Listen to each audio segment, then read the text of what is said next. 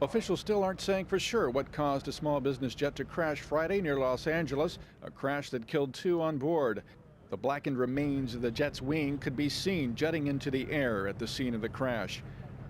The twin-engine Cessena Citation went down shortly after takeoff from Nuys Airport north of Los Angeles, bound for Long Beach, just 25 miles to the south.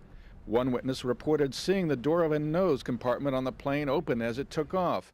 Local resident Steve Hoffman was outside his home nearby when the crash occurred. I looked down the street and saw the impact and fire.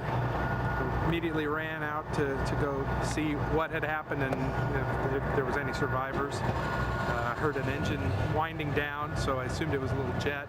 And then the fuel tanks exploded, and pretty much knew at that point that nobody was going to survive that. Little remained of the jet, but smoldering debris in a field near the airport. It came down in a residential area, narrowly missing houses nearby. Officials say there were only 2 crew members on board and no passengers. Both were confirmed dead on the scene. A team from the National Transportation Safety Board was at the crash site by early afternoon, combing the area for debris from the downed plane. An NTSB official said the pilots were attempting to return to the airport after being airborne only a short time. They didn't specify. They just said they requested to return back to the field. They did not declare an emergency. They just said we want to return back to the field.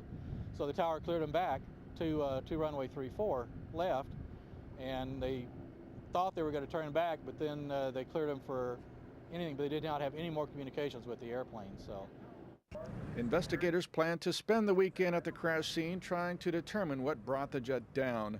Steve Hoffman, The Associated Press, Los Angeles.